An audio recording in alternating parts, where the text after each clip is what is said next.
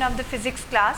In the previous class we learnt about the dimensions. Also we calculated or we arrived at some of the dimensional formulas like pressure, volume, along with that areas, velocity, acceleration, force, thrust, etc. In today's class we will continue with the same.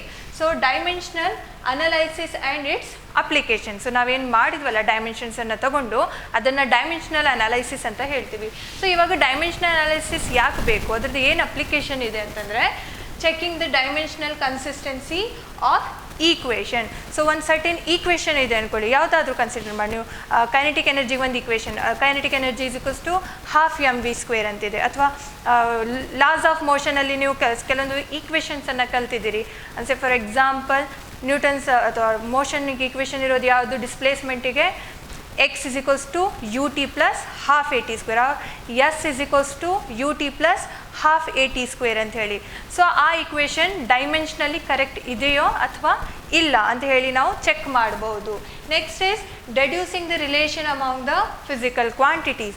So one physical quantity ಇನ್ನೊಂದು physical quantity ಜೊತೆ ಯಾವ ಥರ relate ಆಗಿದೆ ಅಂತ ಹೇಳಿನೂ ಸಹ ನಾವು with the help of dimensions ಕಲಿಯಬಹುದು. ಆಯಿತಾ? ಸೊ ನಾವು ಇವತ್ತು ಇಟ್ಸ್ ಅಪ್ಲಿಕೇಶನ್ಸನ್ನು ಅರ್ಥ ಮಾಡ್ಕೊಳ್ಳೋ with certain example. So as I said checking the dimensional consistency of the equation ಅಂತ ಹೇಳಿದ್ವಿ. ಸೊ ಒಂದು ಈಕ್ವೇಷನ್ ಅದು ಡೈಮೆನ್ಷನಲಿ ಕರೆಕ್ಟ್ ಇದೆಯೋ ಅಥವಾ ಇಲ್ಲ ಅಂತ ಹೇಳಿ ಚೆಕ್ ಮಾಡಬಹುದು with the help of dimension. So correct ಇದೆ ಅಂತಂದರೆ ಈಕ್ವೇಷನ್ನು ಆಬ್ವಿಯಸ್ಲಿ ನಾವು ಒಂದು ಸ್ಟೇಟ್ಮೆಂಟ್ ಹೇಳ್ತೀವಿ ಏನಂತ ಹೇಳಿ, ಒಂದು ಈಕ್ವೇಷನ್ ಡೈಮೆನ್ಷನಲಿ ರಾಂಗ್ ಆಯ್ತಂತಂದರೆ ಆ ಈಕ್ವೇಷನ್ ಸಹ ರಾಂಗ್ ಇದೆ ಅಂತ ಹೇಳಿ. Dimensions of the equation wrong ಆಯ್ತಂತಂದರೆ ಆ ಈಕ್ವೇಷನ್ ರಾಂಗ್ ಇದ್ದಂಗೆ. ಬಟ್ ಡೈಮೆನ್ಷನ್ಸ್ ಕರೆಕ್ಟ್ ಇದ್ವು ಅಂತಂದರೆ not necessary the equation is also correct. ಆಯಿತಾ? ಅರ್ಥ ಆಗ್ತಿದೆ? ಒಂದು ಈಕ್ವೇಷನ್ ಏನೋ ಇದೆ ಅಂದ್ಕೊಳ್ಳಿ, ಅಲ್ಲಿ LHS ಇದೆ ಇಸ್ ಈಕ್ವಲ್ಸ್ ಟು RHS ಅಂತ ಹೇಳಿ ನಮಗೆ dimensions in terms of dimensions LHS is equals to RHS ಬಂತಂತಂದರೆ fine. But LHS is not equal to RHS in terms of dimensions ಬಂತಂತಂದರೆ ಆ ಈಕ್ವೇಷನ್ ರಾಂಗ್ ಇದೆ ಅಂತ ಹೇಳ್ತೀವಿ. ಕರೆಕ್ಟ್ ಇತ್ತು ಅಂತಂದರೆ ಅದು ಈಕ್ವೇಷನ್ ಕರೆಕ್ಟು ಇರಬಹುದು, ರಾಂಗು ಇರ್ಬೋದು, ದಟ್ ಇಟ್ ಡಿಪೆಂಡೆಂಟ್. ಸೊ ಇವಾಗ ನಾವು ಒಂದು ಎಕ್ಸಾಂಪಲ್ ತಗೊಳ್ಳುವ, ಯಾವುದು ಡೈಮೆನ್ಷನಲ್ ಕನ್ಸಿಸ್ಟೆನ್ಸಿ ಚೆಕ್ ಮಾಡೋಕ್ಕೆ. ಸೊ ಈ ಡೈಮೆನ್ಷನಲ್ ಕನ್ಸಿಸ್ಟೆನ್ಸಿ ಚೆಕ್ ಮಾಡಲಿಕ್ಕೆ ನಾವೇನು ಮಾಡ್ತೀವಿ ಅಂತಂದರೆ ಒಂದು ಪ್ರಿನ್ಸಿಪಲನ್ನು ಅಪ್ಲೈ ಮಾಡ್ತೀವಿ. ಆ ಪ್ರಿನ್ಸಿಪಲ್ ಯಾವುದಂತಂದರೆ ಪ್ರಿನ್ಸಿಪಲ್ ಆಫ್ ಹೋಮೋಜೆನಿಟಿ. ಏನು ಹೇಳುತ್ತೆ ಈ ಪ್ರಿನ್ಸಿಪಲ್ ಅಂತಂತಂದರೆ, so we can add or subtract equations or we can add or subtract quantities, physical quantities whose dimensions are same. ಎರಡು ಡೈಮೆನ್ಷನ್ ಸೇಮ್ ಇರುವಂಥದ್ದು ಕ್ವಾಂಟಿಟೀಸನ್ನು ನಾವೇನು ಮಾಡಬಹುದು, ಆ್ಯಡ್ ಮಾಡಬಹುದು ಆರ್ ಸಬ್ಟ್ರ್ಯಾಕ್ಟ್ ಮಾಡಬಹುದು ಅಂತ ಹೇಳಿ. ಲೈಕ್ ಇದನ್ನು ಈಸಿಯಾಗಿ ಅರ್ಥ ಮಾಡ್ಕೊಳ್ಳೋದಿತ್ತಂದರೆ, ಈಗ 1 kg ಆಫ್ ಸಮ್ ಸಬ್ಸ್ಟೆನ್ಸ್ ಇದೆ ಅಂದ್ಕೊಳ್ಳಿ. ಸೊ ಆ ಸಬ್ಸ್ಟೆನ್ಸನ್ನು ನೀವು 1 kg ಆಫ್ ಅನದರ್ ಸಬ್ಸ್ಟೆನ್ಸ್ ಜೊತೆ ನೀವೇನು ಮಾಡ್ಬೋದು, ಆ್ಯಡಪ್ ಮಾಡ್ಕೋಬೋದು, ಅಥವಾ ಸೇಮ್ ಸಬ್ಸ್ಟೆನ್ಸಿಂದ ಆ್ಯಡ್ ಮಾಡ್ಕೋಬಹುದು. ಬಟ್ 1 kg ಆಫ್ ಒನ್ ಸಬ್ಸ್ಟೆನ್ಸನ್ನು ನೀವು 1 ಲೀಟರಿಗೆ ನಾವು ಅದನ್ನ ಕಂಬೈನ್ ಮಾಡೋಕ್ಕಾಗತ್ತಾ? ಆಗೋದಿಲ್ಲ. ಅಂತಂದರೆ ಏನು, KGಸನ್ನು KGಸಲ್ಲೇ ನಾವು ಆ್ಯಡ್ ಆರ್ ಸಬ್ಟ್ರ್ಯಾಕ್ಟ್ ಮಾಡ್ತೀವಿ, ಟೈಮನ್ನು ಟೈಮ್ ಕ್ವಾಂಟಿಟೀಸ್ ಜೊತೆನೇ ಆ್ಯಡ್ ಆರ್ ಸಬ್ಟ್ರ್ಯಾಕ್ಟ್ ಮಾಡ್ತೀವಿ, ಲೆಂತ್ ಇತ್ತಂದರೆ ಅದನ್ನ ಲೆಂತ್ ಜೊತೆನೇ ಆ್ಯಡ್ ಆರ್ ಸಬ್ಟ್ರ್ಯಾಕ್ಟ್ ಮಾಡ್ತೀವಿ. ಡೈಮೆನ್ಷನ್ ಸೇಮ್ ಇದ್ವು ಅಂತಂದರೆ ಅದನ್ನು ಆ್ಯಡ್ ಆರ್ ಸಬ್ಟ್ರ್ಯಾಕ್ಟ್ ಮಾಡಬಹುದು. ಡೈಮೆನ್ಷನ್ ಈಗ ಲೆಂತ್ ಮತ್ತು KGನ ನಾವು ಒಂದು ಕಡೆ ಕಂಬೈನ್ ಮಾಡೋಕ್ಕೆ ಆಗೋದಿಲ್ಲ. ನೆಕ್ಸ್ಟ್ ಲೆಂತ್ ಮತ್ತು ಟೈಮನ್ನು ನಾವು ಒಂದು ಕಡೆ ಕಂಬೈನ್ ಮಾಡೋಕ್ಕೆ ಆಗೋದಿಲ್ಲ. ಆ್ಯಡ್ ಅಥವಾ ಈಗ ಲೆಂತಲ್ಲಿ ಮೈನಸ್ ಟೈಮ್ ಮಾಡೋಕ್ಕಾಗತ್ತಾ? ಆಗೋದಿಲ್ಲ. ಸೊ ಲೆಂತನ್ನೇ ಮೈನಸ್ ಮಾಡಬೇಕು, ಟೈಮನ್ನೇ ಮೈನಸ್ ಮಾಡಬೇಕು. ಸೊ ಇದನ್ನು ನಾವೇನಂತ ಹೇಳ್ತೀವಿ, ಪ್ರಿನ್ಸಿಪಲ್ ಆಫ್ ಹೋಮೋಜೆನಿಟಿ ಅಂತ ಹೇಳ್ತೀವಿ. ಸೊ ಈ ಪ್ರಿನ್ಸಿಪಲ್ ಆಫ್ ಹೋಮೋಜೆನಿಟಿ ಬೇಸ್ಡ್ ನಾವೇನು ಮಾಡಬಹುದು, ಒಂದು ಈಕ್ವೇಷನ್ ಕರೆಕ್ಟ್ ಇದೆಯೋ ಅಥವಾ ಇಲ್ಲ ಅಂತ ಹೇಳಿ ಚೆಕ್ ಮಾಡಬಹುದು. ಸೊ ಅದಕ್ಕೊಂದು ಎಕ್ಸಾಂಪಲ್ ಕನ್ಸಿಡರ್ ಮಾಡುವ. ನ್ಯೂಟನ್ಸ್ ಲಾಸ್ ಆಫ್ ಮೋಷನ್ ಕಲ್ತಿದ್ದೀರಲ್ಲ, ಅದ್ರಾಗ ಒಂದು ಇಕ್ವೇಷನ್ ಬರುತ್ತೆ, ಯಾವುದು, S is equals to ut plus half at² ಅಂತ ಹೇಳಿ. ಇದು ಗೊತ್ತಲ್ಲ ಈಕ್ವೇಷನ್ನು. ಎಸ್ ಅಂತಂದರೆ ಡಿಸ್ಪ್ಲೇಸ್ಮೆಂಟ್,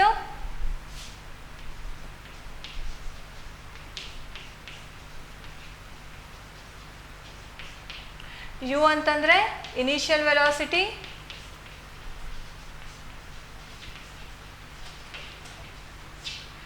ಟಿ ಅಂತಂದರೆ ಟೈಮ್,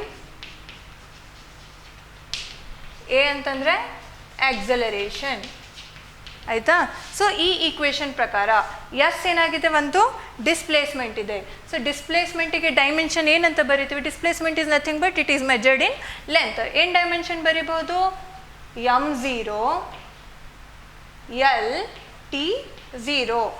ಎಮ್ ಇರಲ್ಲ, ಅದ್ರಾಗ ಟೀನೂ ಇರಲ್ಲ, ಬರೀ ಎಲ್ ಇರ್ತೈತಿ. ಹಾಗಾಗಿ m0 L1 T 0, ಅಥವಾ ಇದನ್ನು ನೀವು ಜಸ್ಟ್ ಎಲ್ ಅಂತಾದರೂ ಬರ್ಕೋಬೋದು. ಆಯಿತಾ? ಸೊ ಇವಾಗ ಇವು ಇನಿಷಿಯಲ್ ವೆಲಾಸಿಟಿ ನೋಡುವ.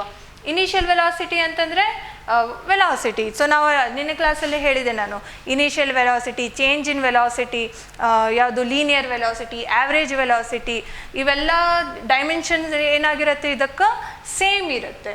ಸೊ ಹಾಗಾಗಿ ಇನಿಷಿಯಲ್ ವೆಲಾಸಿಟಿ ಅಥವಾ ವೆಲಾಸಿಟಿಗೆ ಏನು ಬರುತ್ತೆ ಡೈಮೆನ್ಷನ್? L T minus 1.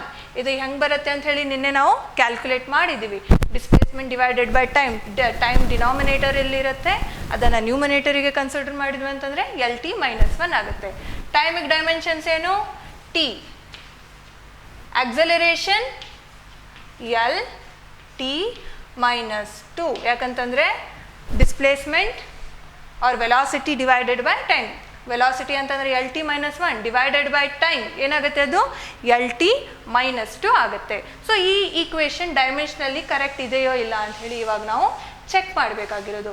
ಇದನ್ನು ಸಬ್ಸ್ಟಿಟ್ಯೂಟ್ ಮಾಡಿ ಹಾಗಿದ್ರೆ. ಸೊ ಇಲ್ಲಿ ಎಲ್ ಎಚ್ ಎಸ್ ಅಲ್ಲಿ ಏನಿದೆ? ಡಿಸ್ಪ್ಲೇಸ್ಮೆಂಟ್ ಇದೆ. ಡಿಸ್ಪ್ಲೇಸ್ಮೆಂಟಿಗೆ ಯೂನಿಟ್ ಏನು? ಡೈಮೆನ್ಷನ್ ಫಾರ್ಮುಲಾ ಏನು ಬರೆದ್ವಿ? L is equals to R H S ಅಲ್ಲಿ ಯು ಟಿ. ಯುಗೇನಿದೆ dimensional formula? L T minus 1. L T minus 1 into T. ಆಯಿತಾ? Next plus half A T square. ಇದನ್ನು ಹಾಫ್ ಅವೆಲ್ಲ ನ್ಯೂಮೆರಿಕಲ್ಸನ್ನು ನಾವು ಕನ್ಸಿಡರ್ ಮಾಡೋದಿಲ್ಲ. ಅದು ಹಾಫ್ 6 ಆಮೇಲೆ ಪೈ ಇಂಥವೆಲ್ಲ ನಂಬರ್ಸ್ ನಾವು ಪ್ಯೂರ್ ನಂಬರ್ಸ್ ಅಂತ ಹೇಳ್ತೀವಿ ಇದನ್ನು. ಸೊ ಇದಕ್ಕೆ ನಾವು ಡೈಮೆನ್ಷನ್ಸ್ ಕನ್ಸಿಡರ್ ಮಾಡೋದಿಲ್ಲ. ಸೊ ನೆಕ್ಸ್ಟ್ ಯಾವುದು ಇರೋದ್ರಲ್ಲಿ? Physical quantity A T square ಅಂತಿದೆ. ಸೊ ಏಗೇನಿದೆ dimensional formula? L T minus 2. Next again time square. Square of the time T square. ಆಯಿತಾ? ಬರ್ಕೊಂಡ್ರಿ, ಇಷ್ಟು ಬರ್ಕೊಡ್ರಿ. ಆಯಿತಾ?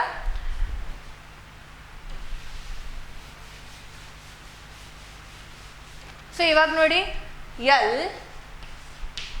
ಇಸ್ ಈಕ್ವಲ್ಸ್ ಟು ಇಲ್ಲಿ T to the power minus 1 T to the power plus 1 ಎರಡು into ಫಾರ್ಮಲ್ಲಿ ಇದೆ. So L T to the power minus 1 plus 1 ಆಗುತ್ತೆ. ಸೊ ಮೈನಸ್ 1 ಪ್ಲಸ್ 1 ಅಂತಂದರೆ ಟಿ ಟು ದ ಪವರ್ 0 ಆಗುತ್ತೆ.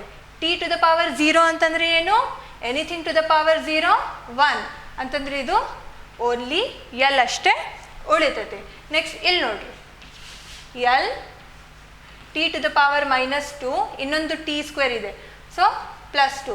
ನಾವು ಇಲ್ಲಿ ಎಕ್ಸ್ಪೋನೆಂಟ್ಸ್ ರೂಲನ್ನು ಅಪ್ಲೈ ಮಾಡ್ತಿರೋದು. ಎಕ್ಸ್ಪೋನೆಂಟ್ಸ್ ರೂಲ್ ನಿಮ್ಗೆ ಗೊತ್ತಿದೆ. ಸೊ ಇಲ್ಲಿ ಮೈನಸ್ 2 ಪ್ಲಸ್ 2 ಏನಾಗುತ್ತೆ? ಅಗೇನ್ 0 ಆಗುತ್ತೆ. So T to the power 0 ಅಂತಂದರೆ ಮತ್ತು ಇಲ್ಲಿ 1 ಆದಂಗೆ ಆಯಿತು. So it is again L. So L plus L. So ಇಲ್ಲಿ ಡೈಮೆನ್ಷನ್ಸ್ ನಮಗೆ ಏನು ಉಳಿದ್ವು ರಿಸಲ್ಟಲ್ಲಿ? ಆರ್ ಎಚ್ ಎಸ್ ಅಲ್ಲಿ ಓನ್ಲಿ ಲೆಂತಿನ ಡೈಮೆನ್ಷನ್ಸ್ ಉಳಿದ್ವು. ಇಲ್ಲಿ ನೋಡಿ, ನಮಗೆ ಇಲ್ಲಿ ಎಲ್ ಎಚ್ ಎಸ್ ಅಲ್ಲಿ ಏನಿದೆ? ಓನ್ಲಿ ಲೆಂತ್ ಇದೆ. ಸೊ ಇಲ್ಲಿ ಎಲ್ ಎಚ್ ಎಸ್ ಅಲ್ಲಿನೂ ನಮಗೆ ಲೆಂತ್ ಉಳಿತು, ಆರ್ ಎಚ್ ಎಸ್ ಅಲ್ಲಿನೂ ನಮಗೆ ಲೆಂತ್ ಉಳಿತು. ಸೊ ಹಾಗಿದ್ರೆ ಈ ಈಕ್ವೇಷನ್ ಏನಿದೆ ಅಂತ ಹೇಳಬಹುದು? ಕರೆಕ್ಟ್ ಇದೆ ಅಂತ ಹೇಳಬಹುದು. ಯಾವುದು? S is equals to U T plus half A T square. So ಅದು ಡೈಮೆನ್ಷನಲಿ ಕರೆಕ್ಟ್ ಇದೆ. ಅದು ಆ್ಯಕ್ಚುಲ್ ಆಗಿ ಕರೆಕ್ಟ್ ಇರ್ತೈತೋ ಬಿಡ್ತಿರ್ತೋ ಅದು ದಟ್ ಈಸ್ ಸೆಕೆಂಡರಿ. ಬಟ್ ಡೈಮೆನ್ಷನಲಿ ಏನಾಗಿದೆ? ಈ ಈಕ್ವೇಷನ್ ಕರೆಕ್ಟ್ ಇದೆ. ಸೊ ಇಲ್ಲಿ ನಾವು ಡೈಮೆನ್ಷನಲ್ ಕನ್ಸಿಸ್ಟೆನ್ಸಿ ಅಂತ ಹೇಳ್ತೀವಿ. ಏನಂತ ಹೇಳ್ತೀವಿ ಇದನ್ನು?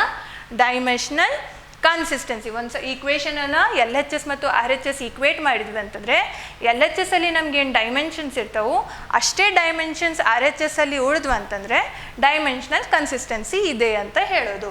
ಇಲ್ಲ ಅಂತಂದರೆ ಡೈಮೆನ್ಷನಲಿ ಇನ್ಕರೆಕ್ಟ್ ಅಂತ ಹೇಳೋದು. ಸಪೋಸ್ ಇಲ್ಲಿ ನಮಗೆ ಎಲ್ ಬದಲಿ ಯಾವುದಾದ್ರೂ ಎಮ್ ಅಥವಾ ಟಿ ಏನಾದರೂ ಉಳಿದಿರ್ತಿದ್ರೆ ಇದು ಡೈಮೆನ್ಷನಲಿ ಇನ್ಕರೆಕ್ಟ್ ಆಗ್ತಿತ್ತು. ಅರ್ಥ ಆಯ್ತಲ್ಲ? ಡೈಮೆನ್ಷನಲಿ ಕರೆಕ್ಟ್ ಇದೆಯೋ ಇಲ್ಲ ಅಂತ ಹೇಳಿ ಹೇಗೆ ಚೆಕ್ ಮಾಡೋದು ಅಂತ ಹೇಳಿ. ಓಕೆ, ಒಂದು ಎಕ್ಸಾಂಪಲ್ ತಗೊಳ್ಳುವ ಇದನ್ನು.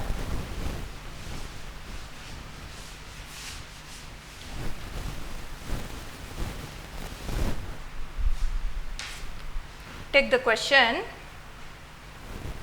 Consider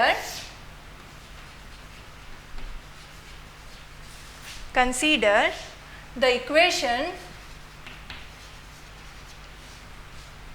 half mv square is equals to mgh and check its dimensional consistency. So ಇಲ್ಲಿ ಹಾಫ್ ಎಮ್ ವಿ ಸ್ಕ್ವೇರ್ ಅಂತಂದರೆ ಕೈನೆಟಿಕ್ ಎನರ್ಜಿ, ಎಮ್ ಜಿ ಹೆಚ್ ಅಂತಂದರೆ ಪೊಟೆನ್ಷಿಯಲ್ ಎನರ್ಜಿ. ಎರಡೂ ಎನರ್ಜಿ ಫಾರ್ಮ್ ಹೌದು, ಬಟ್ ಎರಡೂ ಸೇಮಾ? ಕೈನೆಟಿಕ್ ಎನರ್ಜಿನೇ ಬೇರೆ, ಪೊಟೆನ್ಷಿಯಲ್ ಎನರ್ಜಿನೇ ಬೇರೆ. ಅದಕ್ಕಾಗಿ ನಾವಿಲ್ಲಿ ಜಸ್ಟ್ ಏನು ಡೈಮೆನ್ಷನಲ್ಲಿ ಕರೆಕ್ಟ್ ಇದೆಯೋ ಇಲ್ಲ ಅಂತ ಹೇಳಿ ಚೆಕ್ ಮಾಡ್ತಿರೋದು. ಸೊ ಇಲ್ಲಿ ಡೈಮೆನ್ಷನ್ಸನ್ನು ಹೇಳುವಾಗ ನಾವು ಹೇಳಿದ್ವಿ ಯಾವುದೇ ಥರ ಎನರ್ಜಿ ಇದ್ರೂ ಸೇಮ್ ಡೈಮೆನ್ಷನ್ಸ್ ಬರಬೇಕು ಅಂಥೇಳಿ. ಸೊ ಇವಾಗ ಸೇಮ್ ಡೈಮೆನ್ಷನ್ಸ್ ಬರ್ತಾವೋ ಇಲ್ಲ ಅಂಥೇಳಿ ನೋಡುವ. ಅದಕ್ಕಿಂತ ಮುಂಚೆ ಎಮ್ ಅಂತಂದರೆ ಏನು ಅಂತ ಗೊತ್ತಿರಬೇಕು. ಎಮ್ ಅಂತಂದರೆ ಏನು? Mass.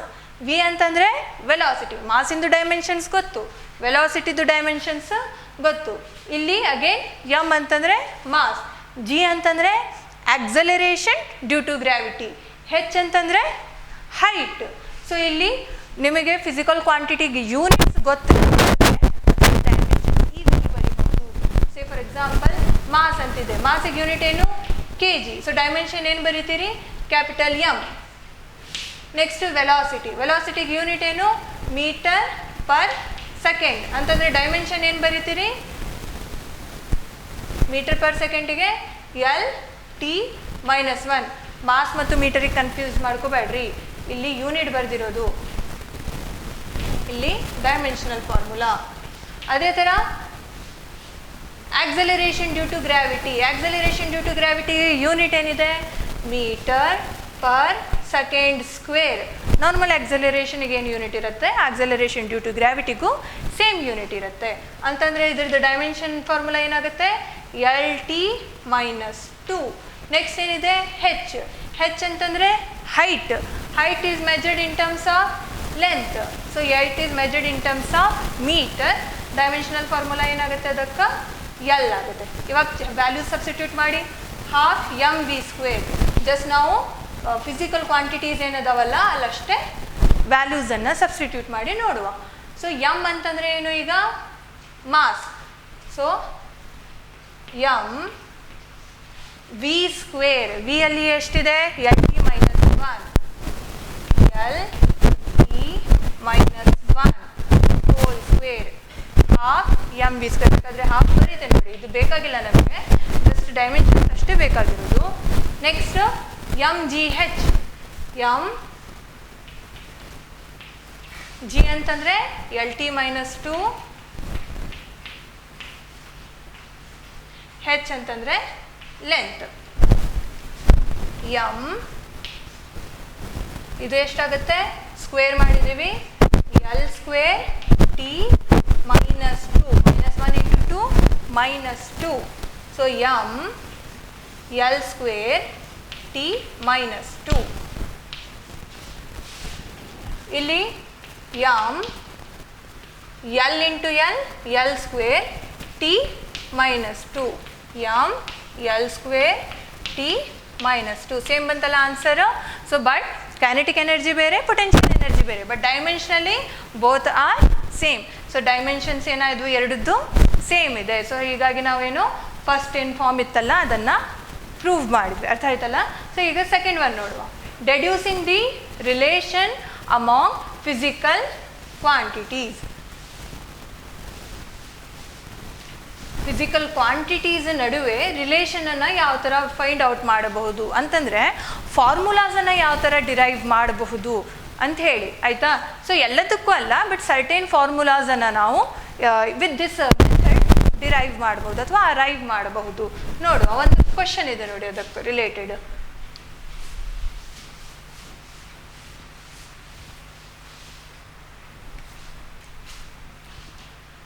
Consider a simple pendulum so there is a question, ಅದನ್ನ ಫುಲ್ ಬರೆಯೋದು ಮತ್ತು ಫುಲ್ ಬೋರ್ಡ್ ಕಂಪ್ಲೀಟ್ ಆಗಿಬಿಡುತ್ತೆ. ಸೊ ಒಂದು ಸಿಂಪಲ್ ಪೆಂಡುಲಮನ್ನು ಎಕ್ಸಾಂಪಲನ್ನು ತಗೊಂಡಾರ. ಸೊ ಆ simple pendulum is showing certain oscillation. So ನಾವು ಅದನ್ನ ಡ್ರ್ಯಾಗ್ ಮಾಡಿ ರಿಲೀಸ್ ಮಾಡಿದ್ವಿ ಅಂತಂದರೆ ಏನಾಗುತ್ತೆ, ಆಸಿಲೇಟ್ ಆಗೋದಕ್ಕೆ ಸ್ಟಾರ್ಟ್ ಮಾಡುತ್ತೆ. ಸೊ ಆಸಿಲೇಟ್ ಆಯ್ತು ಅಂತಂದರೆ ಟು ಆ್ಯಂಡ್ ಫ್ರೋ ಮೋಷನ್ ತೊಗೊಳ್ತೈತೆ. ಟು ಆ್ಯಂಡ್ ಫ್ರೋ ಮೋಷನಿಗೆ ಒಂದು ಸರ್ಟೇನ್ ಟೈಮ್ ಬೇಕಾಗುತ್ತೆ. ಸೊ ಆ ಟೈಮಿಗೆ ನಾವೇನಂತ ಹೇಳ್ತೀವಿ, ಟೈಮ್ ಪೀರಿಯಡ್ ಅಂತ ಹೇಳ್ತೀವಿ. ಸೊ ಟೈಮ್ ಪೀರಿಯಡ್ ಅಂತಂದರೆ ಏನು, it is the time taken by the pendulum to complete one oscillation. ಒಂದು ಸತಿ ಕಂಪ್ಲೀಟ್ ಟುವರ್ಡ್ಸ್ ಹೋಗಿ ಮತ್ತು ಫ್ರಾಮಿಗೆ ಬರ್ತೈತಲ್ಲ, ಆ ಕಂಪ್ಲೀಟ್ ಸೈಕಲಿಗೆ ನಾವೇನಂತ ಹೇಳ್ತೀವಿ, ಆಸಿಲೇಷನ್ ಅಂತ ಹೇಳ್ತೀವಿ. ಸೊ ಒಂದು ಕಂಪ್ಲೀಟ್ ಸೈಕಲ್ ಅದು ತಗೋಬೇಕಂತಂದ್ರೆ ಎಷ್ಟು ಟೈಮ್ ತಗೊಳ್ತೈತಲ್ಲ, ಅದನ್ನು ಏನಂತ ಹೇಳ್ತೀವಿ ನಾವು, ಟೈಮ್ ಪೀರಿಯಡ್ ಅಂತ ಹೇಳ್ತೀವಿ. ಆಯಿತಾ. ಸೊ ಇಲ್ಲಿ ಕೊಟ್ಟಿರೋ ಕ್ವೆಶನ್ ಏನಿದೆ ಅಂತಂದರೆ, ಆ ಒಂದು ಪೆಂಡುಲಮಿಂದು ಏನು ಟೈಮ್ ಪೀರಿಯಡ್ ಇದೆ ಅಲ್ಲ, that time period depends on the mass of the pendulum. Pendulum ಅಂತಂದರೆ ಏನು, ಒಂದು ಥ್ರೆಡ್ ಇರುತ್ತೆ, ಆ ಥ್ರೆಡ್ಡಿಗೆ ಒಂದು ಐರನ್ದು ಒಂದು ಬಾಬನ್ನು ಕನೆಕ್ಟ್ ಮಾಡಿರ್ತಾರೆ, ಅಂದರೆ ಸ್ಮಾಲ್ ಬಾಲನ್ನು ಕನೆಕ್ಟ್ ಮಾಡಿರ್ತಾರೆ. ಸೊ ಈ ಬಾಬ್, ಈ ಸ್ಮಾಲ್ ಮಾಸನ್ನು ನಾವೇನಂತ ಹೇಳ್ತೀವಿ, ಬಾಬ್ ಅಂತ ಹೇಳ್ತೀವಿ. ಈ ಬಾಬಿಗೆ ಒಂದು ಸರ್ಟೇನ್ ಮಾಸ್ ಇರುತ್ತೆ. ಈ ಥ್ರೆಡ್ ಏನು ಕನೆಕ್ಟ್ ಮಾಡಿರ್ತೀವಲ್ಲ, ಇದಕ್ಕೆ ಒಂದು ಸರ್ಟೇನ್ ಲೆಂತ್ ಇರುತ್ತೆ. ಆಯಿತಾ. ಸೊ ಈ ಏನು ಪ್ರೊಸೆಸ್ ನಡೀತಿದೆ ಅಲ್ಲ, ಈ process this process is working under the action of gravity. ಅಂತಂದರೆ ಇಲ್ಲಿ ಆಕ್ಸಲರೇಷನ್ ಡ್ಯೂ ಟು ಗ್ರಾವಿಟಿ ಸಹ ಏನಾಗುತ್ತೆ, ಆ್ಯಕ್ಟ್ ಆಗುತ್ತೆ. ಸೊ ಇಲ್ಲಿ ಏನು ಹೇಳ್ತಿರೋದು ಕ್ವೆಶನಲ್ಲಿ, ಆ ಸಿಂಪಲ್ ಪೆಂಡುಲಮ್ ಇದೆ ಅಲ್ಲ, ಅದ್ರದ್ದು ಆಸಿಲೇಷನ್ ಆದಮೇಲೆ ಟೈಮ್ ಪೀರಿಯಡ್ ಏನು ಸಿಗುತ್ತೆ ಅಲ್ಲ, that time period is directly proportional to mass, is proportional to acceleration due to gravity, it is proportional to length. ಎಷ್ಟು ಫ್ಯಾಕ್ಟರ್ಸ್ ಇಂದ ಪ್ರಪೋರ್ಷನಲ್ ಇದೆ, ಡೈರೆಕ್ಟ್ಲಿ ಪ್ರಪೋರ್ಷನಲ್ ಇದೆ ಅಥವಾ ಇನ್ವರ್ಸ್ಲಿ ಪ್ರಪೋರ್ಷನಲ್ ಇದೆ, ಅದು ಯಾವುದೇ ಥರ ಮೆನ್ಷನ್ ಮಾಡಿದ್ದಿಲ್ಲ. ಜಸ್ಟ್ ಏನು ಮೆನ್ಷನ್ ಮಾಡಿರೋದು, ಟೈಮ್ ಪೀರಿಯಡ್ ಏನಿದೆ ಅಲ್ಲ, ಅದು ಪೆಂಡುಲಮಿಂದು ಮಾಸ್, ಲೆಂತ್ ಮತ್ತು ಗ್ರಾವಿಟಿ ಮೇಲೆ ಡಿಪೆಂಡ್ ಇದೆ. ಹಾಗಿದ್ರೆ ನೀವು ಅದನ್ನು ರಿಲೇಷನನ್ನು ಫೈಂಡ್ ಮಾಡಿ ಅಂತ ಕೇಳಿದ್ದಿದೆ. ನಾವು ನೋಡುವ ಆ ರಿಲೇಷನ್ ಯಾವ ಥರ ಸಿಗುತ್ತೆ ಅಂತ ಹೇಳಿ. So as per the question, time period of the pendulum is directly proportional to mass or length, gravity and mass. ಎಷ್ಟು ಫ್ಯಾಕ್ಟರ್ಸಿಂದ ಅಂತ ಹೇಳಿ ನಮಗೆ ಕೊಟ್ಟಿದ್ದಿಲ್ಲ, ಡೈರೆಕ್ಟ್ಲಿ ಅಥವಾ ಇನ್ವರ್ಸ್ಲಿ ಅಂತ ಹೇಳಿನೂ ಕೊಟ್ಟಿದ್ದಿಲ್ಲ. ಹಾಗಾಗಿ ನಾವೇನು ಮಾಡುವ, L to the power X, G to the power Y, M to the power Z ಅಂತ ಹೇಳಿ ಕನ್ಸಿಡರ್ ಮಾಡುವ. ಡಿಪೆಂಡೆಂಟ್ ಇದೆ ಅಂತ ಹೇಳಿ ಅಷ್ಟೇ ಹೇಳಿರೋದು ಕ್ವೆಶನಲ್ಲಿ, ಬಟ್ ಎಷ್ಟು ಫ್ಯಾಕ್ಟರ್ಸಿಂದ ಡಿಪೆಂಡ್ ಇದೆ ಅಂತ ಹೇಳಿ ಮೆನ್ಷನ್ ಮಾಡಿದ್ದು ಇಲ್ಲ. ಸೊ ಇಲ್ಲಿ ಪ್ರಪೋರ್ಷನಾಲಿಟಿ ಕಾನ್ಸ್ಟೆಂಟನ್ನು ರೀಪ್ಲೇಸ್ ಮಾಡುವ, ಇಸ್ ಈಕ್ವಲ್ಸ್ ಅಂತ ಬರ್ಕೊಳ್ಳುವ. ಇಲ್ಲಿ ಒಂದು ಯಾವುದಾದ್ರೂ ಒಂದು ಕಾನ್ಸ್ಟೆಂಟ್ ಕೆ ಅಂತ ಹೇಳಿ ತಗೊಳ್ಳುವ. ಕೆ ಏನು ಈಗ ನಮಗೆ ಒಂದು ಕಾನ್ಸ್ಟೆಂಟ್.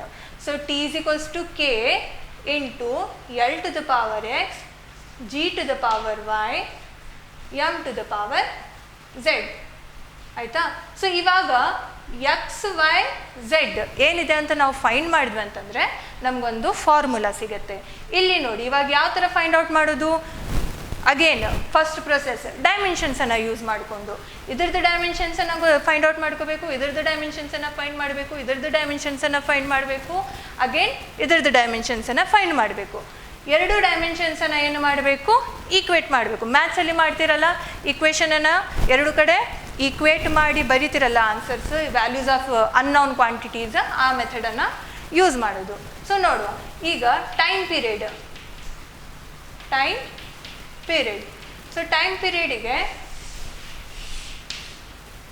ಯೂನಿಟ್ ಏನು ಬರುತ್ತೆ ಅಥವಾ ಡೈಮೆನ್ಷನ್ ಏನು ಬರುತ್ತೆ, ಟೈಮ್ ಪೀರಿಯಡ್ ಅಂತಂದರೆ time only. Time is measured in terms of second. Dimensional formula ಏನು ಬರಿತೀವಿ, ಕ್ಯಾಪಿಟಲ್ ಟಿ ಅಂತ ಹೇಳಿ ಬರಿತೀವಿ. ನೆಕ್ಸ್ಟ್ ಏನಿದೆ ಇಲ್ಲಿ, length. Length is measured in terms of metre. ಅದಕ್ಕೆ dimensional formula capital L. Next is acceleration due to gravity, G. G unit ಏನು, metre per second square. Metre per second ಅಂತಂದರೆ L T -2. Next M ಅಂತಂದರೆ mass. Mass is measured in terms of K G. Dimensional formula ಏನು ಬರೀತೀವಿ, M. ಆಯಿತಾ. So ಇವಾಗ ಎರಡೂ ಈಕ್ವೇಷನ್ಸಲ್ಲಿ ನಾವು ಏನು ಮಾಡಬೇಕು, ಡೈಮೆನ್ಷನ್ಸನ್ನು ಸಬ್ಸ್ಟಿಟ್ಯೂಟ್ ಸಬ್ಸ್ಟಿಟ್ಯೂಟ್ ಮಾಡಬೇಕು. ಟಿ ಪ್ಲೇಸಲ್ಲಿ ಏನು ಮೆಜರ್ ಸಬ್ಸ್ಟಿಟ್ಯೂಟ್ ಮಾಡ್ತೀರಿ? Capital T. Time period. Is there L? No. ಹಾಗಾಗಿ L 0. Is there M?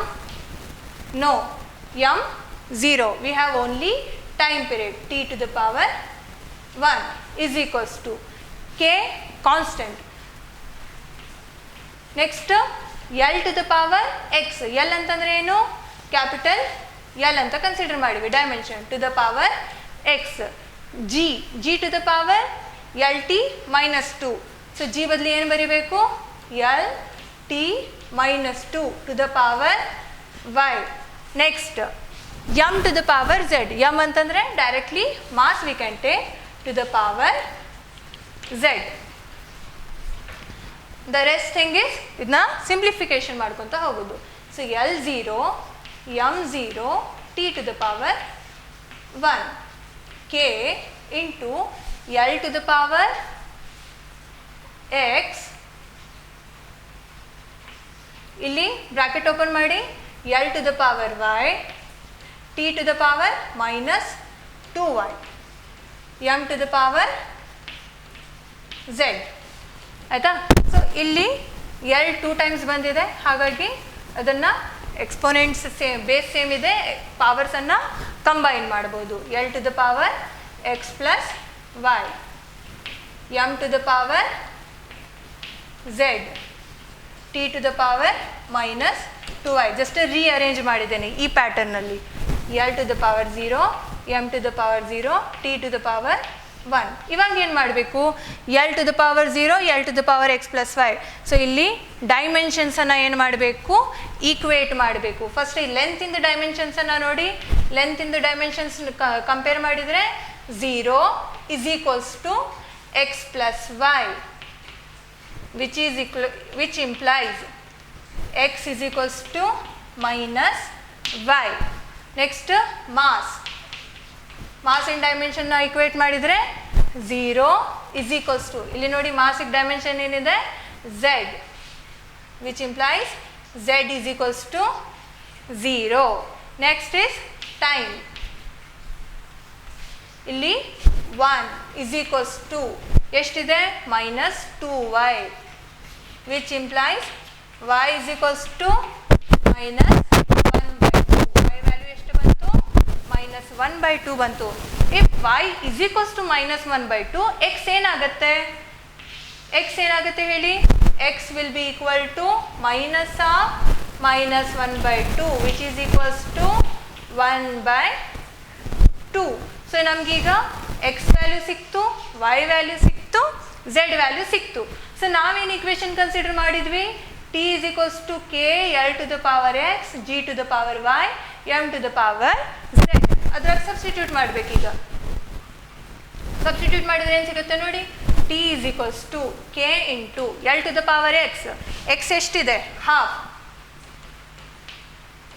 Next ಏನಿದೆ? g to the power y.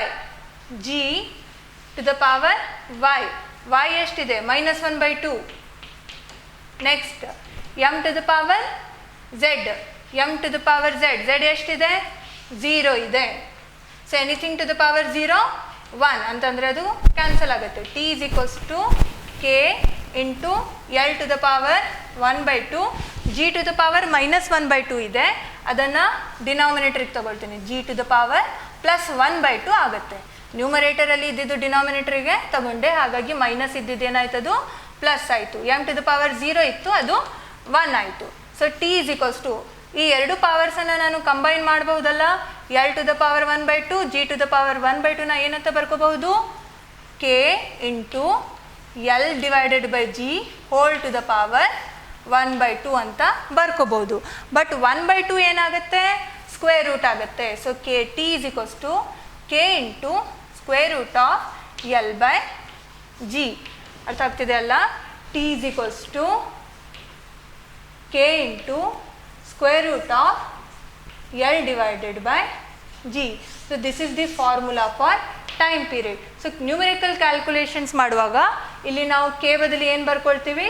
2π ಅಂತ ಬರ್ಕೊಳ್ತೀವಿ. ಸೊ 2π into L divided by g, square root of L divided by g. This is the formula for time period of a simple pendulum. ಇದನ್ನು ನೀವು ಮತ್ತು next ಯಾವುದು waves and ಆಸಿಲೇಷನ್ಸಲ್ಲಿ ಕಲಿತೀರಿ ಯಾವ ಥರ derive ಮಾಡೋದು ಅಂಥೇಳಿ.